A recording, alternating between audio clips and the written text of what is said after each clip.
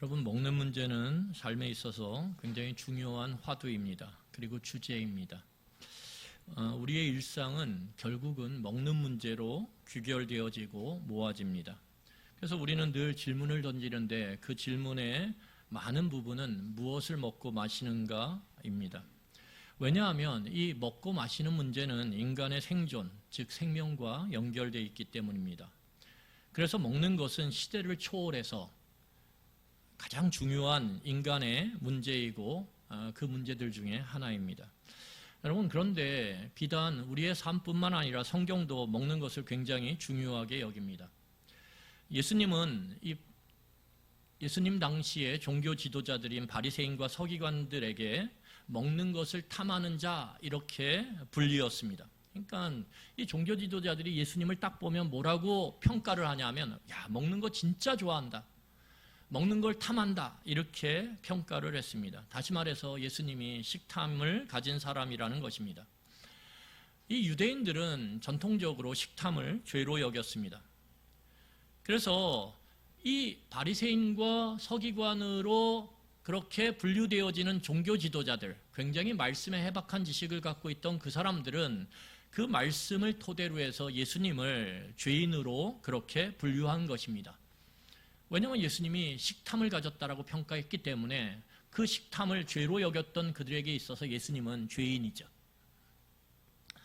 여러분, 그러면 과연 식탐이라는 게 뭘까요? 식탐이라고 하는 것은 말 그대로 먹는 것을 아주 심하게 몹시 탐내는 것, 그것이 식탐입니다. 먹는 것을 심하게 탐내는 것. 그런데 문제는 뭐냐면 이 식탐을 가졌다라고 평가를 하고 판단을 내릴 수 있는 그 기준이 모호하다라는 것입니다. 여러분, 만약에 식탐이 음식의 양을 갖고 그 음식의 양이 많은 사람은 식탐을 가졌다라고 만약에 평가 기준을 갖는다라면 이것은 정당하지 않습니다. 왜냐하면 사람마다 먹는 양이 다르기 때문입니다.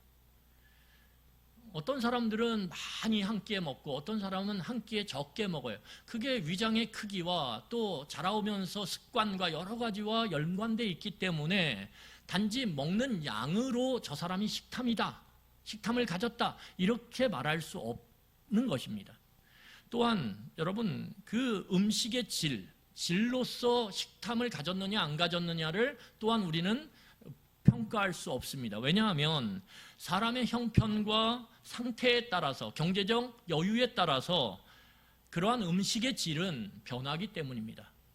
그래서 음식의 질이 좋은 걸 먹는다 그래서 야, 식탐을 가진 사람이다, 음식의 질이 좀 낮다 그래서 식탐이 없다, 이렇게 말할 수 없는 것입니다.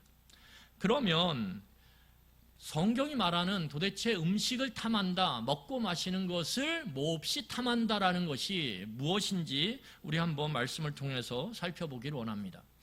여러분, 우리가 잘 아는 것처럼 노아의 시대 그리고 롯의 시대, 이 두 시대의 공통점이 있는데 오늘 성경은 그 시대의 일상이 비슷하다라고 오늘 말하고 있습니다. 비슷하다라는 건 뭐냐 하면 그 일상에 우리가 행하는 것들이 비슷하다라는 거예요. 그러면 노아의 시대와 롯의 시대의 가장 비슷한 점이 뭐냐?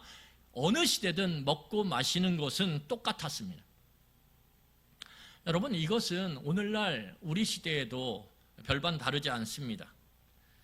오히려 지금 이 시대는 먹고 마시는 것에 몰두하고 있고 몰입하고 있어요. 그렇지 않습니까? 여러분, 이 시대가 먹고 마시는 것에 굉장히 몰입되어 있고 몰두하고 있죠. 그래서 아주 새로운 신조어들이 많이 나오고 있어요. 여러분, 무언가 몰입하고 몰두할 때에 나타나는 것이 무엇입니까? 새로운 단어들이 출현한다라는 거예요.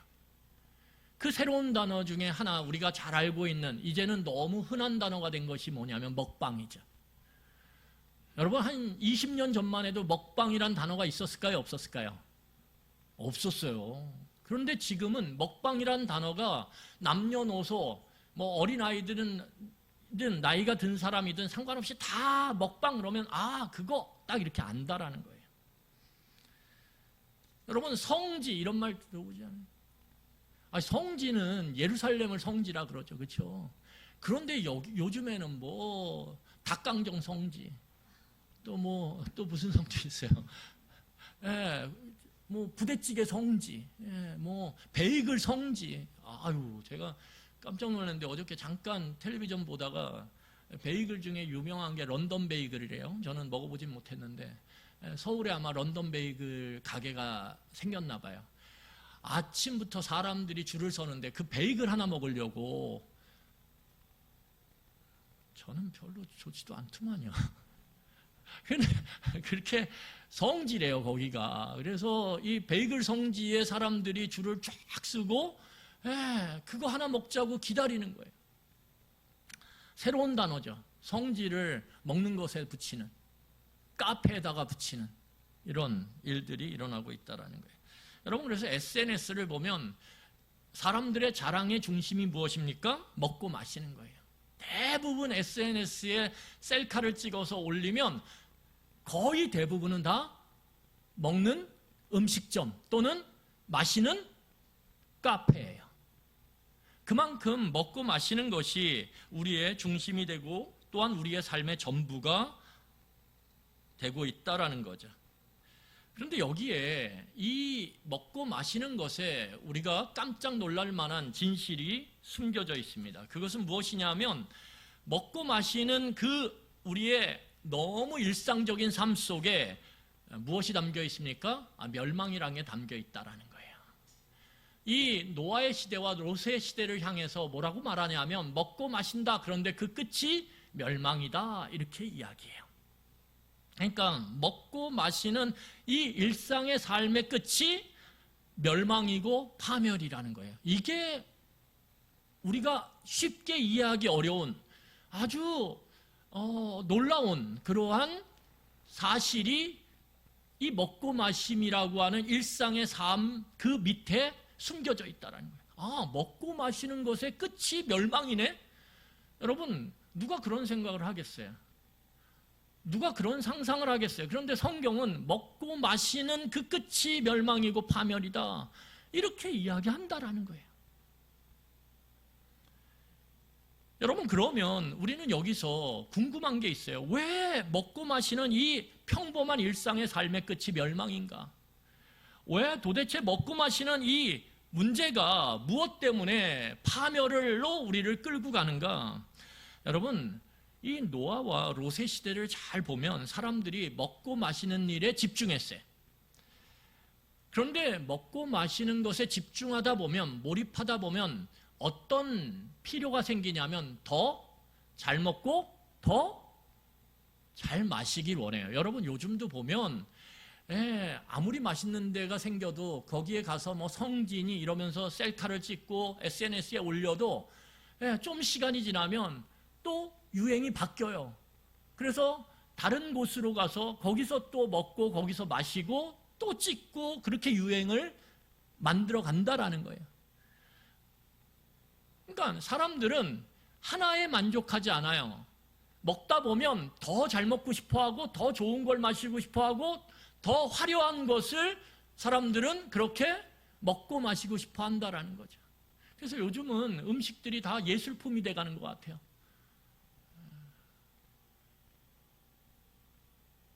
이 감자탕 같은 것도 얼마나 그냥 그 안에 화려하게 이 데코레이션을 하는지 보면은 음식을 먹을 수가 없어요. 예술품 같아서.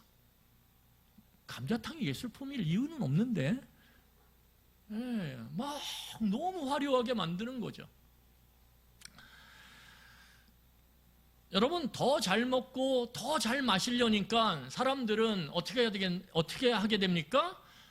얼마든지 그것을 누리기 위해서, 그것을 획득하기 위해서 주변의 사람들을 어떻게 해요?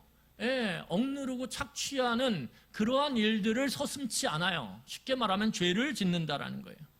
내가 더 잘 먹고 잘 살려다 보니까 내 직원들을 억누르고 그 이익을 나에게 더 많이 가져오려고 애써요. 그래야 그 사장이 더 잘 먹고 잘 살거든요. 그러다 보니까 어떻게 됩니까? 죄를 짓게 돼요. 부정을 행하게 돼요. 여러분, 사람들은 보다 더 잘 먹고 잘 마시기 위해서 악을 일삼는 걸 개의치 않습니다. 이 노아의 시대와 롯의 시대의 특징이에요. 더 잘 먹고 더 잘 살려다 보니까, 남보다 더 좋은 걸 마시려다 보니까 어떻게 합니까? 내가 많은 걸 취해야 되고 많은 것을 취하려다 보니 죄를 짓고 악을 저지르는 것을 서슴지 않았다라는 거예요. 여러분, 그래서 이게 놀라운 사실인데, 사람들이 먹고 마시는 것에 열중하면 열중할수록 이 세상에는 죄악이 넘쳐난다는 거예요. 여러분, 이게 참 놀라운 것입니다. 먹고 마시는 것에 집중하면 집중하고 더 좋은 걸 마시고 더 좋은 걸 먹으려면 그럴수록 세상에는 죄악이 넘쳐흐른다는 거예요. 여러분, 뉴욕이라고 하는 도시, 그 도시에 죄가 많겠습니까? 아니면 아마존 정글에 죄가 많겠습니까? 여러분, 오늘날 이 지리산 자락에 있는 농촌에 죄가 많겠습니까? 아니면 그 마을에 죄가 많겠습니까? 아니면 이 서울이라고 하는 거대한 도시 가운데 죄가 많겠습니까? 그건 자명한 거예요. 왜요? 도시는 수많은 사람들이 함께 비교하고 그 비교 가운데 질투하고 누가 더 좋은 걸 먹고 누가 더 좋은 걸 마셨는지를 서로 경쟁하면서 더 하려고 하는 그 욕망이 결국은 인간으로 하여금 죄를 짓게 하고 악을 행하게 하거든요. 그런데 정글이나 아니면 저 시골 지리산 자락의 농촌은 거기서 뭐 더 잘 먹고 더 잘 마실 필요가 없어요. 나가면 텃밭이니까 오이 따서 먹으면 되는 거죠.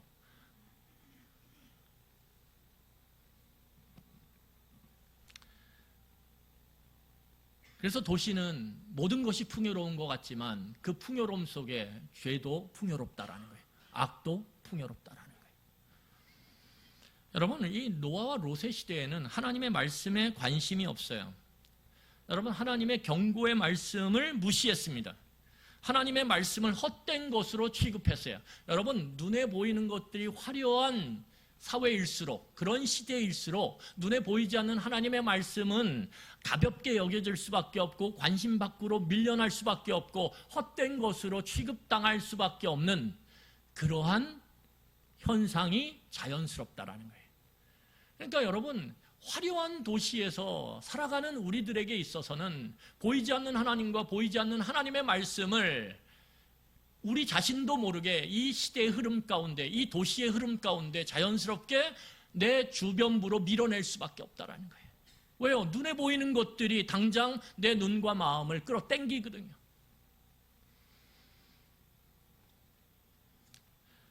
여러분, 더 놀라운 것은 무엇이냐면 이 노아와 롯의 시대에 하나님의 말씀을 믿고 순종하려고 하는 그 소수의 사람들이 하나님의 말씀을 믿지 않고 하나님의 뜻을 무시했던 다수의 사람들에 의해서 직간접적으로 괴롭힘을 당했다라는 거예요. 우리가 살아가는 세대도 마찬가지예요. 하나님을 신뢰하고 그분의 뜻을 따르려고 하면 할수록 우리가 있는 그곳에서, 그것이 일터든 가정이든 그것이 학교든 상관없이 우리는 눈에 보이는 것들을 쫓아가는 사람들에 의해서 무시를 당하고 그 사람들에 의해서 직간접적으로 괴롭힘을 당할 수밖에 없어요. 여러분, 그래서 이 노아와 롯, 그리고 오늘 이 시대 가운데서도 먹고 마시는 것에 사람들은 집중해요. 먹고 마시는 그 땅의 일에 관심을 엄청 갖습니다. 그리고 거기에 모든 것을 바쳐요. 일상의 삶의 이유와 목적이 무엇이 됩니까? 먹고 마시는 게 돼요. 내일은 무엇을 먹을까? 내일은 무엇을 마실까? 이게 온통 우리의 마음을 빼앗고 우리의 생각을 빼앗는 내 삶의 이유고 목적이 된다라는 거죠. 여러분, 그래서 우리가 무엇을 원하는 것을 탁 먹었을 때, 마셨을 때 어때요? 기쁘죠? 기뻐서 우리는 그 사진을, 웃는 얼굴을 딱 찍어서 친구들에게 딱 보내요. 야, 여기 너무 맛있어, 너무 좋아, 와. 여러분, 사람이 무엇을 기뻐하는가, 사람이 무엇을 자랑하는가를 보면 그 사람의 관심이 무엇이고 그 사람이 지금 집중하고 있는 현재에 집중하고 몰입하는 것이 무엇인지를 알 수 있어요. 내가 지금 무엇 때문에 기뻐하는가? 내가 지금 무엇을 자랑하는가? 그 질문에 우리가 어떤 답을 하느냐에 따라 내가 땅의 일에 관심이 있는가 아니면 하늘의 일에 관심이 있는가? 내가 지금 먹고 사는 것에 관심이 있는가 아니면 영원한 것에 관심이 있는가? 우리가 알 수 있다라는 거예요. 근데 이 시대는 하나님에 대한 관심도 없고 영원한 것에 대한 관심도 없고 영적인 것에 대한 관심도 별로 없어요. 그런 시대죠. 왜요? 우리는 말씀을 나 오늘 말씀 읽고 너무 은혜 받았어 그걸 탁 SNS에 찍어가지고 자랑하지 않거든요. 그랬다가는 친구들한테 어떻게 될까요? 열광주의자로 왕따 당해요. 그렇지 않습니까? 한번 여러분 성경을 딱 펴가지고 그 성경에 밑줄이 막 쳐져 있는 것을 찍어가지고 기뻐하는 얼굴과 함께 올려보세요. 그러면 아마 몇 사람으로부터 당장 손절당할 거려. 야, 네가 이렇게 광신자였어? 막 이러면서. 그런데 먹는 걸 찍으면 어머 거기 어디야? 나도 가고 싶어. 얼마나 호응이 잘 일어나는지. 금방 인기를 얻어요. 사람들이 나를 알아주기 시작하고 그 사람한테 막 메시지를 보내서 어디냐고 거기 함께 가자고 약속도 잡고 그러죠. 여러분 그런데 문제는 뭐냐면 이 노아와 롯의 시대에 먹고 마시는 것이 생존 곧 생명을 위한 수단이었는데 그 수단의 선을 넘어버렸다는 거예요. 이게 중요한 문제입니다. 롯과 이 노아의 시대는 먹고 마시는 것이 내 생존을 유지하는 것, 내 생명을 유지하는 것의 수단에 불과했는데 그 수단을 넘어섰다라는 거예요. 여러분, 이것이 위험한 것입니다. 왜냐하면 모든 것이 하나님의 창조 질서 가운데 있을 때 복을 누려요. 여러분 다시 말씀드리겠습니다. 모든 것이 하나님의 창조 질서 가운데 머물 때 그것이 복이 되는 거예요. 여러분 성이라고 하는 것이 하나님이 만드신 너무 소중한 창조물입니다. 남녀를 만드셨잖아요. 그리고 그 남녀가 함께 사랑함으로 다음 세대를 낳고 온 땅에 충만하게 그렇게 확장되는 것을 하나님은 뭐라고 말씀하셨냐면 복이다. 내가 너희들에게 주는 복이다. 이렇게 말씀하셨어요.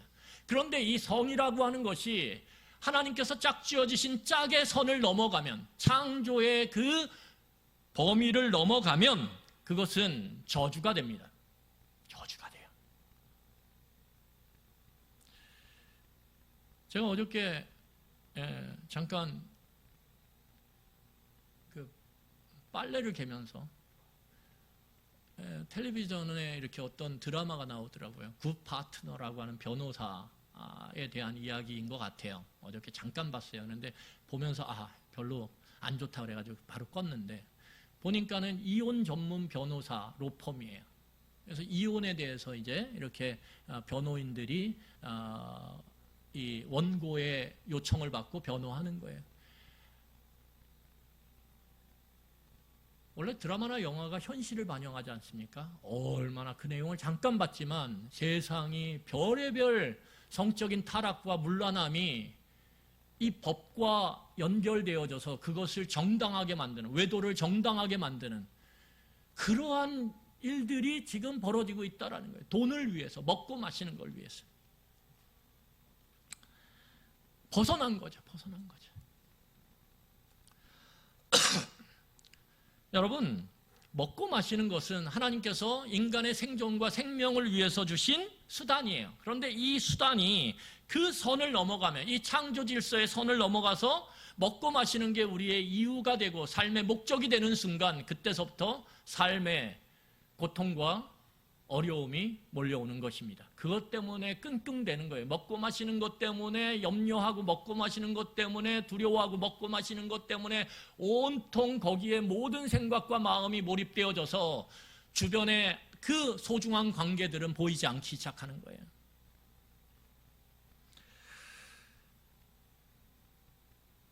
여러분, 먹고 마시는 것은 하나님께서 주신 사명을 성취하는 수단입니다. 그리고 도구입니다. 오늘 창세기 1장 28절부터 29절을 함께 보도록 하겠습니다. 예, 우리 한 목소리로 함께 읽도록 하겠습니다. 시작. 하나님이 그들에게 복을 주시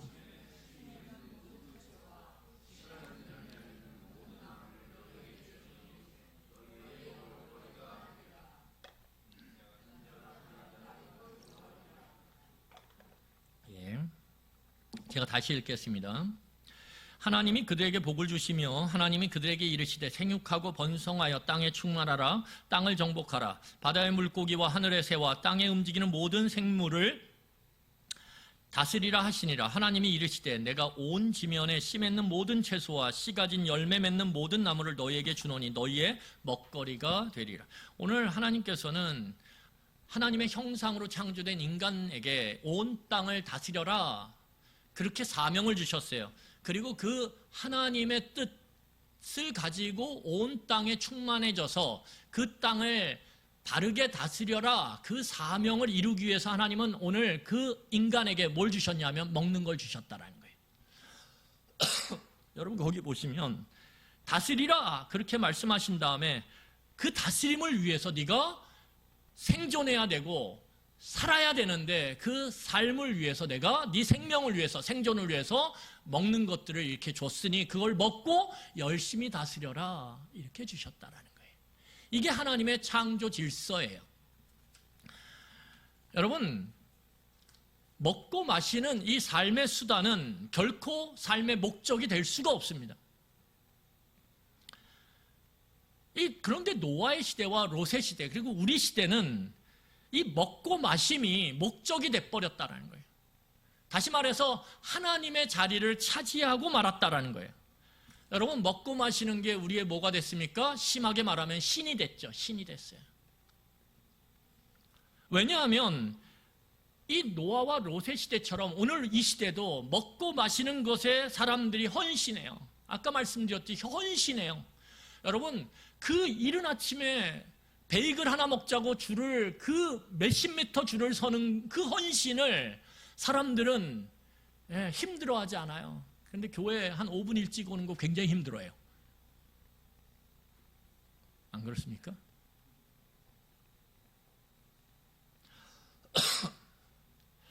여러분, 사람들은 먹고 마심을 위해서 자신을 얼마든지 희생할 수 있어요. 돈이요? 얼마든지 희생할 수 있어요. 먹고 마시는데 몇십만 원 쓰는 거, 야, 기분이다 이러면서 어떻게 이 좋은 걸 먹는데 1년에 몇 번 먹겠어 이거, 그러면서 우리는 쫙 긁죠. 얼마든지 희생해요. 여러분, 우리는 그 먹고 마심을 위해서 이렇게 얼마든지 지불한다라는 거예요. 돈도 지불하고 시간도 지불하고 내 열정도 지불하고 다 지불해요. 그래서 헌신하고 희생하고 지불해요. 아끼질 않아요. 아낌이 없어요. 그리고 마치 한 번 먹고 죽을 것처럼 그렇게 집중하죠. 그래서 사람들이 심하게 말하면 농담 반 진담 반으로 뭐라고 얘기해요? 오늘 한번 먹고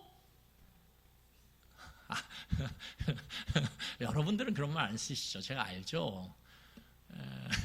그런데 사람들이 막 푸짐하게 음식이 막 나오면 막 그래요. 잔을 부딪히면서 오늘 한번 먹고 죽자, 오늘 마시고 죽자. 말도 안 되죠. 먹고 죽으려고 그거 먹습니까? 마시고 죽으려고 마십니까? 그런 거 아닌데 그만큼 집중하는 거예요. 그런데 여러분, 지금 먹고 마시는 것을 향해 그렇게 헌신하고 희생하고 아끼지 않고 지불하고 그 집중하고 몰입하는 이 모든 것들은 다 누구에게 바쳐져야 되는 거냐면 창조주 하나님께 바쳐져야 되는 거라는 거예요. 우리가 헌신할 대상은 먹고 마시는 게 아니에요. 하나님이지. 우리가 희생해야 되는 대상은 먹고 마시는 게 아니라 하나님이에요. 하나님의 말씀이에요. 우리가 아낌없이 우리를 드려야 되는 게 무엇입니까? 하나님과 하나님의 뜻이에요. 그래서 사도 바울이 뭐라고 말했냐면 내가 그 하나님을 위하여, 내 하나님의 뜻을 이루기 위하여 내 모든 것들을 다 바친다라고 표현하잖아요. 다 인분처럼 여긴다, 그렇게 표현하잖아요.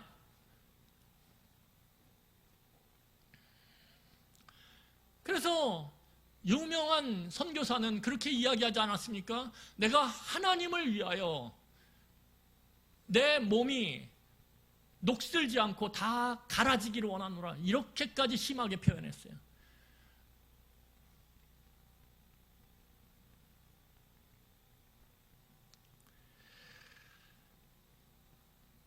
여러분, 하나님은 그러면 먹고 마시는 거에 관심 없냐? 엄청 관심 있습니다. 하나님께서. 그렇죠?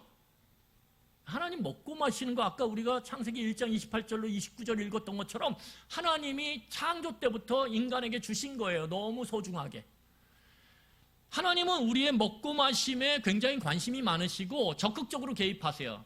구약에서 보면 이스라엘 백성들이 애굽에서 탈출했을 때 그들이 광야길을 갈 때 하나님은 그들을 먹이고 마시게 하는 일에 신경을 곤두세운 것처럼 그렇게 촉각을 모아서 그 이스라엘 백성들을 돌보세요. 만나와 메추라기로 반석에서의 생수로 그렇게 먹고 마시는 문제를 책임져 주신다라는 거예요. 관심이 많아요. 여러분, 신약에 보면 예수님은 사람들의 먹고 마심에 대해서 엄청 관심이 많으세요. 그래서 사람들의 먹고 마심의 문제를 해결하기 위해서 예수님은 적극적으로 개입하십니다. 그 대표적인 사건이 무엇입니까? 오병이어의 사건이죠. 하나님의 말씀을 듣고 그 어둑어둑해서 자기의 집으로 돌아가는 그 길 가운데서 지치고 그들이 쓰러질까 봐 예수님이 그 마음이 아파서 오병이어의 기적을 통해서 그 배고픈 그 수많은 사람들을 먹이지 않습니까? 여러분, 가나의 혼인잔치는 무엇입니까? 마시는 것에 대한 관심이 얼마나 예수님께서 많으셨는지 그 잔치를 망가뜨릴 수 있는 그 포도주의 떨어짐, 그것을 예수님께서는 해결하시죠. 관심이 엄청 많으세요. 하나님도 예수님도. 그래서 여기서 우리가 기억할 것은 무엇이냐면 하나님께서 먹고 마시는 문제에 대해서를 중요하게 여긴다라는 거예요. 가치 없이 여기지 않는다라는 거예요. 야, 먹고 마시는 거 그거 하찮은 거니까 그거 아무거나 먹고 아무거나 마셔. 그렇게 말씀하지 않으세요. 좋은 거 마셔. 몸에 좋은 거 마셔. 네 몸이 거룩한 성전이니까 그 육체의 몸도 건강해야 돼. 그러니까 좋은 거 먹고 마셔. 하나님 관심이 많다라는 거예요. 그렇게 보면 하나님이 성경에 아무리 찾아봐도 과자 먹으라고 얘기 안 했어요.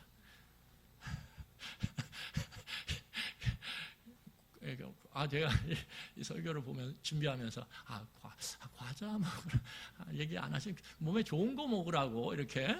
그래서 네가 다스림을 충만하게. 근데 나쁜 음식 먹으면 어떻게 해요? 내 삶을 다스릴 수가 없잖아요. 왜? 맨날 알아 누워 있으니까 어떻게 내 삶, 내 시간, 내 이런 일들을 잘 다스릴 수 있겠어요? 제가 이걸 딱 말씀에 순종해야 되겠다. 오늘 또 과자를 끊으리라.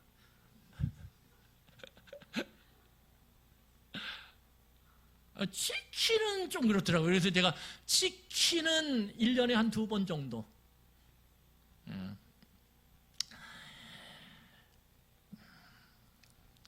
튀기긴 했지만 단백질이잖아요. 예. 여러분, 하나님께서 먹고 마시는 걸 중요하게 여겼어요. 그러니까 개입하시죠. 먹고 마시는 문제. 우리의 인생에 먹고 마심의 문제에 하나님 개입하십니까? 개입하시죠. 아멘입니다. 여러분, 개입하세요. 하나님 관심 많으세요. 내가 걱정하고 염려하는 것보다 내 인생의 먹고 마심의 문제에 대해서 하나님 나에 대해서 관심 많으세요. 중요하게 여기신단 말이에요. 그러니까 기도하세요. 그런데 중요한 것은 무엇입니까? 하나님이 그것을 중요하게 여기지만 그것이 내 삶의 이유가 되고 내 살아가는 목적이 되는 것은 하나님이 심각하게 경계하신다라는 거예요. 이 균형성이 중요한 거예요. 중요하게 여기지만 그것이 선을 넘어가서 자리를 넘어가서 내 삶의 목적이 되고 이유가 돼서 내가 그것을 위해서 내 삶을 부정하게 사는 것들을 눈 감아줄 정도로의 그러한 모습에 대해서는 심하게 경계하신다라는 거예요. 이 균형성.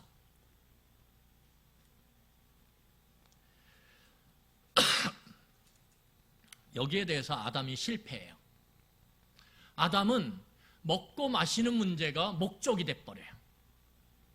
그래서 하나님의 뜻을 어깁니다. 왜? 하나님이 목적이 아니라, 하나님의 말씀이 목적이 아니라 먹고 마시는 게 목적이 되고 이유가 됐을 때 하나님의 말씀과 하나님의 뜻을 폐기 처분했다라는 거예요. 거기에 반하면 예수님은 하나님의 뜻과 하나님의 말씀이 목적이었어요. 그래서 아무리 배고픈 가운데서도 먹고 마시는 게 예수님의 목적이 되지 않아요. 이 차이가 전혀 다른 삶을 만들어낸다라는 거예요. 자, 여러분, 우리 마태복음 4장 2절로 4절 같이 읽도록 하겠습니다. 마태복음 4장 2절로 4절입니다.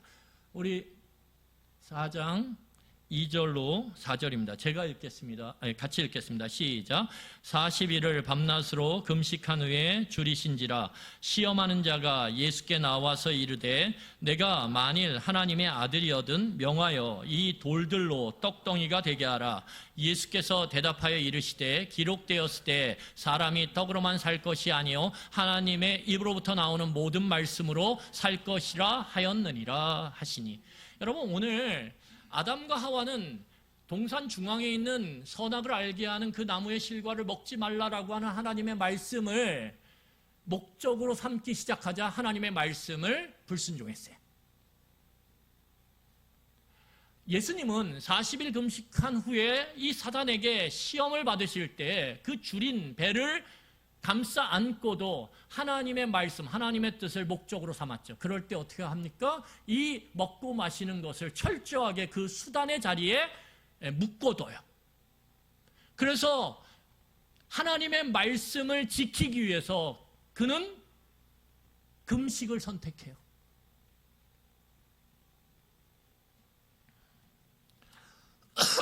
결국은 이 차이가 아담과 하와로부터 죽음이 이 땅 가운데 들어왔다면 예수 그리스도를 통해서 이 땅 가운데 참된 생명이 들어왔다라는 거예요. 아담과 하와를 따르는 우리의 인생은 먹고 마심이 목적이 된 삶 가운데 결국 멸망으로 가지만 예수 그리스도의 뜻을 따르는 우리는 먹고 마심이 목적이 아닌, 이유가 아닌 수단의 자리에 머물름으로 인해서 우리는 날마다 그리스도 안에서 생명을 얻는 그러한 은혜를 누리게 된다라는 거예요.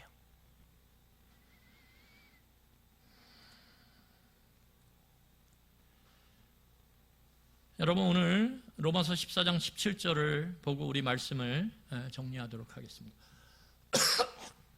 로마서 14장 17절입니다. 우리 한 목소리로 같이 읽도록 하겠습니다. 시작. 하나님의 나라는 먹는 것과 마시는 것이 아니요 오직 성령 안에서 의와 평강과 희락이라. 제가 다시 읽겠습니다. 하나님의 나라는 먹는 것과 마시는 것이 아니요 오직 성령 안에서 의와 평강과 희락이니라. 여러분, 하나님의 다스림이 우리 이미 딱 알죠? 하나님의 나라가 무엇입니까? 하나님의 다스림이죠. 하나님의 다스림을 받는 자들은 결국은 그 다스림 가운데 먹는 것과 마시는 것에 집중하지 않고 헌신하지 않고 희생하지 않고 그것을 내 삶의 이유와 목적으로 삼지 않는다라는 거예요. 그러면 무엇을 목적으로 삼냐? 뭐예요? 성령 안에서 하나님의 영 가운데 어떻게 해요? 의와 평강과 희락을 삶의 목적으로 삼는다라는 거예요. 여러분, 제가 질문 하나 던지겠습니다. 여러분들이 정말 좋은 걸 먹었어요? 정말 좋은 걸 마셨어요. 그러면 여러분들의 얼굴에 기쁨이 쫙 피어날 거예요? 얼굴에 빛이 날 거예요. 여러분, 좋은 거 먹고 마셨는데 빛 안 나는 분 있을까요? 없을까요? 없어요. 이따가 점심을 여러분 드시면 지금 모습과는 전혀 달라질 거예요. 지금 말씀드리면서 언제 끝나 이러는 텐데 여러분 이따 점심 드시고 나면 얼굴이 환해지면서 마음이 넉넉해지실 거예요. 먹고 마시면 빛이 나게 돼 있어요. 즐겁게 돼 있어요. 그런데 그게 얼마나 갈까요? 얼마나 갈까요? 몇 시간 못 가요. 왜? 또 배고프니까. 다음 끼. 짜증나. 빨리 밥 먹었으면 좋겠어. 저녁이 빨리 왔으면 좋겠어. 이런단 말이에요. 이 먹고 마심을 통해서 얻는 얼굴의 빛, 이게 영광이거든요. 얼굴에 빛이 쫙 나는 게 영광이에요. 영광은 오래가지 못해요. 그리고 먹다가 마시다가 내 입맛에 안 맞으면 아무리 배가 채워져도 얼굴에 빛이 나요? 안 나요? 안 나요. 안 나요. 그런데 내 삶에 의로움이 일어나고 내 삶에 평화가 이루어지고 내 삶에 기쁨이 가득 찰 때 그 영광은 얼마나 갈까요? 오래 가요. 오래 가요.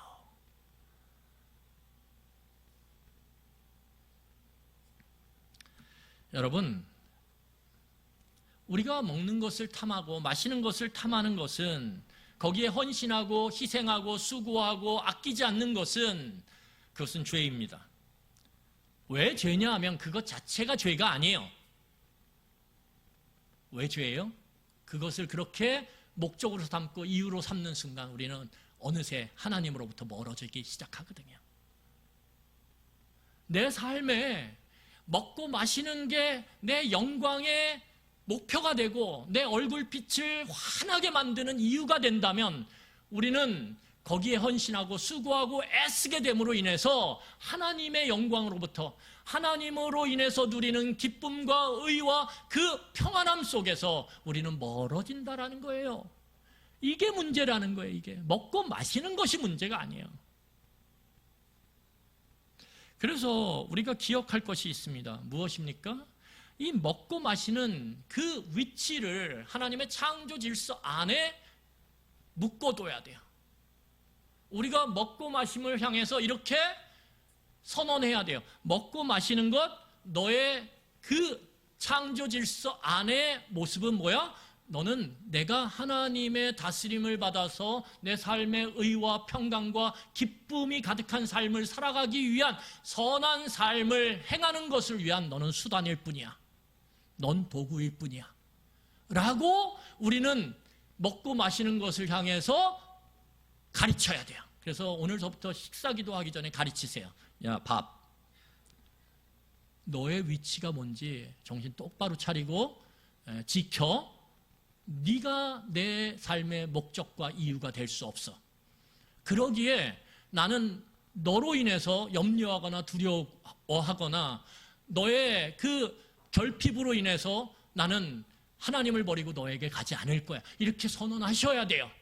아니, 제가 손가락으로 이렇게 하라는 얘기 아니에요. 그러면 주변 사람들이 이상하게 생각한단 말이에요. 마음으로 하시라는 거예요. 마음으로 딱 먹기 전에, 드시기 전에 밥. 너의 위치를 잘 지켜. 네가 내 삶의 주인이 아니다. 주인이 아니게 나는 너를 위해서 내 온 마음과 온 뜻과 온 힘을 다해 수고할 마음이 없어. 내 온 마음과 온 뜻과 온 힘의 수고의 대상은 오로지 하나님과 하나님의 말씀일 뿐이야. 여러분, 그럴 때 어떻게 됩니까? 하나님의 복을 누리는 거예요. 이게 왜? 창조 질서를 바르게 우리가 유지하고 그것을 행할 때 자연스럽게 하나님이 주시는 그 먹고 마심의 이 복을 누리게 되는 거예요. 왜 그렇습니까? 아담과 하와가 그 창조 질서를 넘어섰을 때, 먹고 마심의 자리를 하나님과 하나님의 말씀의 자리로 그렇게 승격시켰을 때 하나님은 아담과 하와에게 말하거든요. 너 먹기 위해서 피땀 흘릴 거야. 너 먹기 위해서 정말 죽을 힘을 다해야 될 거야. 너 엄청 힘들 거야. 그렇게 말씀하시거든요. 그런데 예수님을 통해서 뭐라고 말씀하시냐면 하나님의 나라와 의를 구하는 삶을 살아가라. 네 일터에서, 네 가정에서. 그러면 먹고 마시는 것을 내가 더하여 주리라. 여러분, 더하여 주는 게 어떻습니까? 내가 막 죽어라고 했습니까? 아니요. 덤으로 주시는 거예요. 얼마나 가볍고 얼마나 기쁜지. 말씀을 정리하겠습니다. 여러분, 우리가 먹고 마시는 것을 위해 우리는 기억할 게 있어요. 우리의 본성이, 죄의 성향이 먹고 마시는 걸 자꾸 추구하고 그것을 내 주인으로 삼으려고 하는 그러한 성향이 우리 안에 있어요.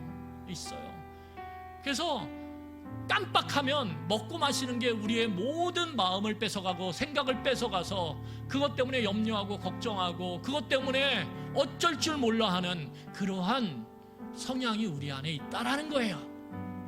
그걸 기억하셔야 돼요. 그걸 부인하면 안 돼요. 내가 그럴 수 있구나. 내 배가 나의 신이 될 수 있구나.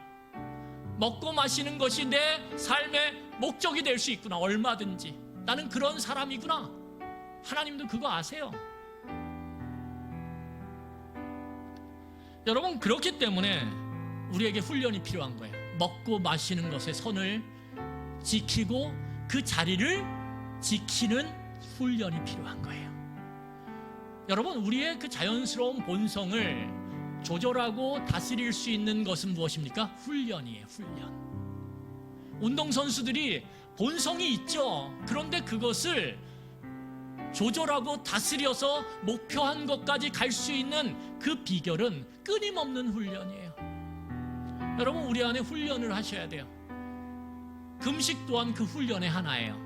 금식을 통해서 우리가 선포하는 거예요. 내가 먹지 않아도, 내가 마시지 않아도 내가 하나님 앞에서 이처럼 살아갈 수 있다. 먹고 마시는 것 내 주인이 될 수 없어. 내 주인은 오로지 하나님이시다. 그걸 훈련하는 거예요.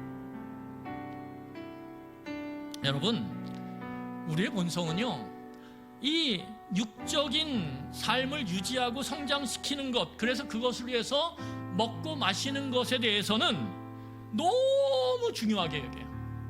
그런데 우리의 영적인 것을 성장시키고 유지하기 위한 하나님의 말씀, 하나님께 기도하는 것들을 우리가 하지 않는 것, 금식하는 것은 하찮게 여긴단 말이에요. 그래서 음식 굶으면 어때요? 막 짜증이 나지만 오늘 내가 말씀을 읽지 않았다고 짜증나세요? 그게 우리의 모습이에요. 이것을 바꾸셔야 돼요. 먹는 거, 마시지 않는 거 한 끼 건너뛰어도 괜찮아요. 괜찮아. 너 괜찮아? 배야 괜찮다. 이렇게 얘기하셔야 돼요. 그리고 어떻게 합니까? 하나님의 말씀과 하나님의 그 앞으로 나아가 그분께 기도하는 것들을 우리가 건너뛰는 것에 대한 가슴 아픔이 있어야 돼요. 그래야 이 먹고 마시는 것이 우리의 주인이 되지 않아요. 우리의 목적이 되지 않아요. 그럴 때 하나님께서 우리의 삶을 더하여 주시는 거예요. 왜요?